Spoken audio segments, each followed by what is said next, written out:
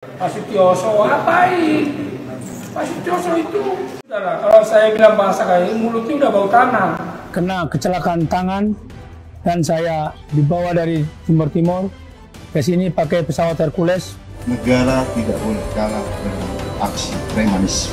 Tidak boleh ada Minta maaf sebesar-besarnya karena Pak Sutioso dan kepada anak cucu dan keluarganya.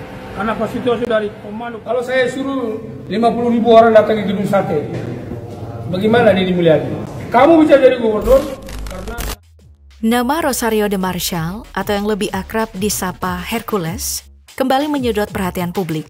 Bukan tanpa alasan, pernyataan yang berani menantang Sutioso, mantan Gubernur DKI Jakarta, sekaligus tokoh penting di Forum Purnawirawan TNI, membuat banyak pihak terperangah. Forum tersebut kini sedang gencar mendorong agar Wakil Presiden Gibran Rakabuming Raka digantikan, sebuah manuver politik yang tentu tidak main-main. Namun bukannya gentar, Hercules justru melontarkan sindiran tajam. Ia dengan lantang menyebut Sutioso sebagai orang tua yang sudah bau tanah.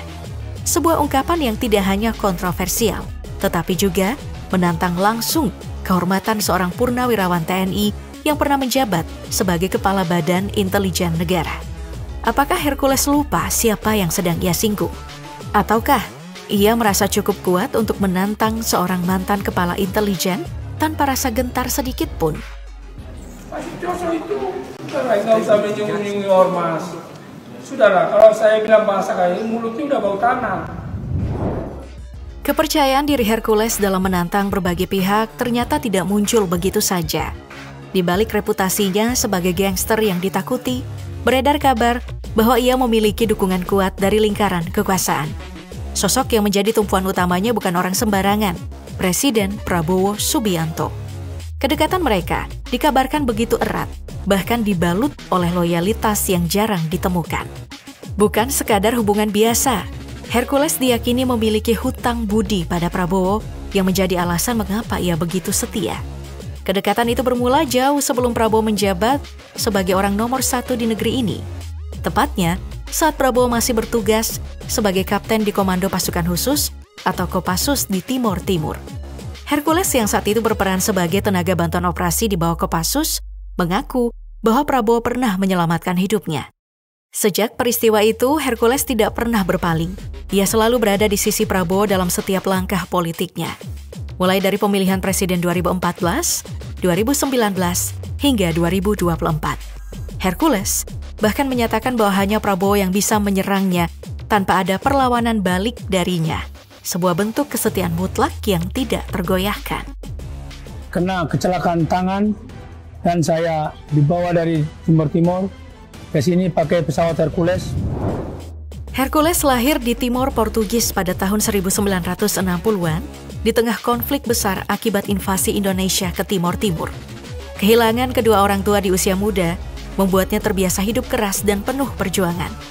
Situasi tersebut membentuknya menjadi pribadi yang kuat dan tangguh sejak belia. Perjalanannya berlanjut sebagai tenaga bantuan operasi di bawah Komando Kopassus. Di sana ia belajar tentang kedisiplinan militer dan terbiasa menghadapi situasi sulit. Pengalaman inilah yang menempanya menjadi sosok yang tidak gentar terhadap resiko, hingga akhirnya ia membangun kekuatan di Tanah Abang, Jakarta Pusat, sebuah wilayah yang kelak ia kuasai dengan tangan besi. Grip ini adalah identik dengan... Setelah meninggalkan Kopassus, Hercules menetap di Tanah Abang dan membangun kekuatan bersama migran Timor seperti Logo Wallenberg dan Alfredo Monteiro Pires. Mereka membentuk geng Timor yang menguasai bisnis jasa keamanan ilegal, pemerasan, dan mucikari. Tidak hanya itu, kelompok ini juga terlibat dalam intimidasi politik untuk menekan gerakan pro-kemerdekaan Timor di Jakarta. Kekuasaannya di Tanah Abang menjadi tak tergoyahkan. Saya dituduh saya penjahat, saya memeras orang, kirimin kembang rekayasa semua. Kekuasaannya digoyang oleh John Kay, rival berat yang bersaing memperebutkan wilayah dan pengaruh di Tanah Abang. Konflik seringkali berujung bentrokan hingga jatuh korban jiwa. Ketegangan kembali memuncak ketika Tito Kay dan Hercules dipertemukan dalam sebuah wawancara. di mana kedua belah pihak terlihat saling melontarkan sindiran. Tragisnya, hanya beberapa hari setelah pertemuan tersebut, Tito Refrakey ditemukan tewas tertembak oleh orang tak dikenal saat sedang bermain kartu bersama warga setempat. Mengintimidasi mereka untuk tapi saya mau tanya nggak, datang bawa golok, datang bawa ini. Kamu diam dulu. Kan nggak ada yang korban kan? Setelah kekuasaannya di Tanah Abang meredup, Hercules mendirikan Ormas Gerakan Rakyat Indonesia Bersatu Jaya atau GRIB Jaya pada tahun 2011. Ormas ini diklaim memperjuangkan demokrasi yang sehat dan mengawal pemilu sesuai aturan hukum. Transformasi ini menandai perubahan besar dalam hidupnya. Bahwa kematian kehidupan itu ada di tangan Allah Subhanahu wa Ta'ala. Ya. Saya sebut nama. Meski sudah menjadi ketua umum Ormas, gaya keras Hercules tidak hilang. Ketika Deddy Mulyadi, Gubernur Jawa Barat, mengusulkan pembubaran Ormas, Hercules mengancam akan mengerahkan 50.000 anggotanya ke Gedung Sate. Tidak hanya itu, ia juga menantang Gatot Nurmantio setelah disebut sebagai preman berbaju ormas, menunjukkan bahwa sikap kerasnya belum sepenuhnya pudar. Kalau saya suruh 50.000 orang datang ke Gedung Sate, bagaimana Deddy Mulyadi? Kamu bisa jadi gubernur karena nama besar. Di balik sikap garangnya, Hercules pernah meminta maaf kepada Sutioso, mantan wakil Komandan Jenderal Kopassus yang sebelumnya ia hina. Keberanian Sutioso dalam menembus markas GAM yang dijaga 120 orang bersenjata lengkap tampaknya menjadi alasan di balik penghormatan tersebut. Minta maaf sebesar-besarnya kepada Pak Sutioso dan kepada anak cucu dan keluarganya. Karena Pak Sutioso dari pemalu Pak Sutioso. Meski dikenal garang dan tidak gentar menghadapi lawan sekelas John Kay, rupanya ada nama yang membuat Hercules mundur teratur. Sosok itu adalah Muhammad Yusuf bin Muhi, atau yang lebih dikenal dengan sebutan Ucu Kambing. Namanya mungkin tidak sebesar Hercules atau John Kay, namun pengaruhnya di Tanah Abang tidak bisa dianggap remeh. Bahkan, isu yang berkembang menyebutkan bahwa Ucu Kambing adalah sosok yang berhasil mengusir Hercules dari Tanah Abang. Sontak muncul tanda tanya besar. Bagaimana mungkin Hercules yang dikenal begitu garang dan tak kenal takut justru tumbang oleh seorang bernama Ucu Kambing? Masih semrawut lah. Masih semrawut. Bagi sebagian orang, nama Ucu Kambing mungkin terdengar asing. Namun di Tanah Abang, sosoknya sudah lama dikenal sebagai jawara Betawi yang disegani. Tidak sekadar memiliki nama besar, Ucu Kambing juga menguasai wilayah yang cukup luas di kawasan tersebut. Pengaruhnya begitu kuat, hingga siapapun yang ingin bermain di Tanah Abang harus berpikir 2 kali sebelum menantangnya. Namun, situasi mulai berubah ketika Hercules, yang kala itu sedang dalam puncak kekuasaan, berambisi memperluas wilayah kekuasaannya.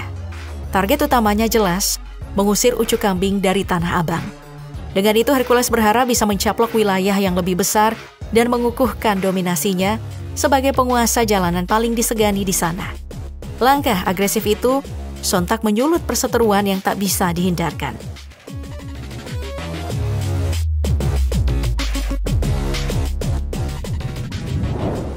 Di balik ambisinya, Hercules tampaknya meremehkan sosok Ucu Kambing. Mungkin ia berpikir bahwa jawara Betawi itu akan mudah disingkirkan, apalagi dengan kekuatan kelompok yang ia miliki. Namun, kenyataan berkata sebaliknya. Ucu Kambing dikenal sebagai petarung jalanan dengan kemampuan luar biasa. Keahliannya dalam bertarung tidak hanya sekadar cerita. Ia bahkan beberapa kali harus berurusan dengan penegak hukum akibat aksinya. Salah satu insiden yang paling dikenal adalah ketika Ucu Kambing membuat seorang anggota Brimob terkapar. Sebuah bukti nyata bahwa di balik sosoknya yang sederhana, tersembunyi kekuatan besar yang tidak bisa dianggap enteng. Sayangnya, Hercules menutup mata akan fakta tersebut dan tetap melancarkan aksinya untuk menaklukkan Ucu Kambing.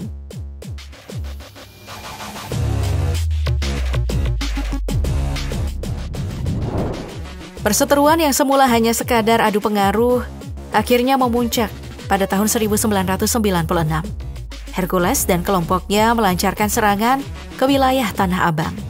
Mencoba merebut kekuasaan dari tangan Ucu Kambing, mereka datang dengan kekuatan penuh, bersiap untuk menggulingkan sang jawara Betawi. Namun apa yang terjadi di lapangan jauh dari perkiraan Hercules.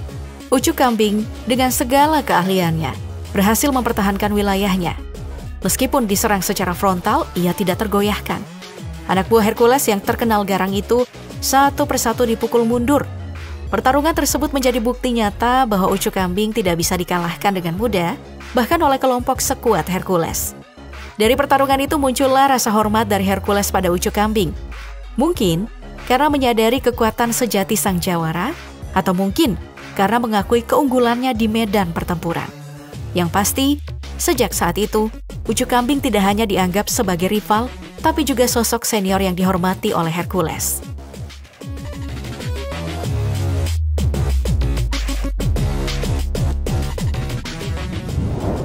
Bukan hanya Ucu Kambing yang mampu menaklukkan Hercules.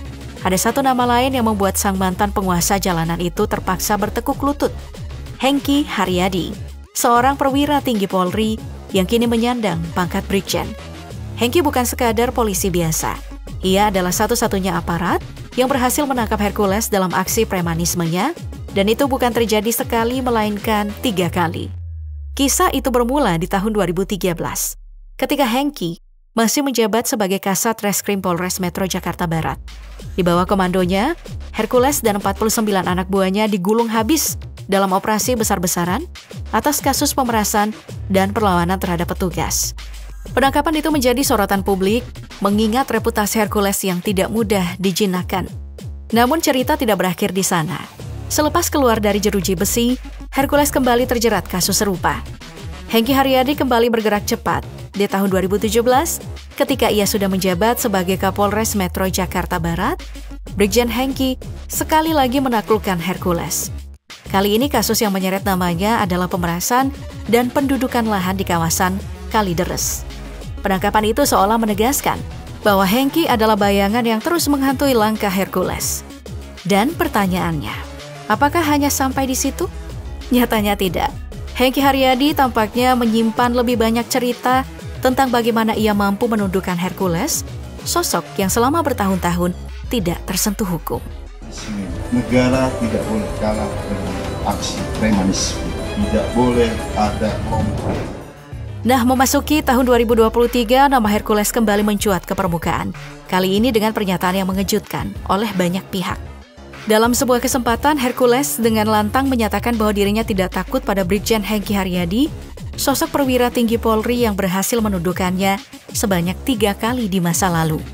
Bukan sekadar ucapan biasa, Hercules bahkan mengklaim bahwa 1,4 juta anggota yang siap digerakkan kapan saja untuk menggeruduk Brigjen Hengky jika diperlukan. Pernyataan tersebut sontak mengundang sorotan publik, mengingat skala ancaman yang dilontarkan begitu besar. Bayangkan, seorang mantan penguasa jalanan yang kini menjabat sebagai Ketua Umum Ormas berani menantang seorang petinggi Polri dengan menyebut angka yang tidak main-main.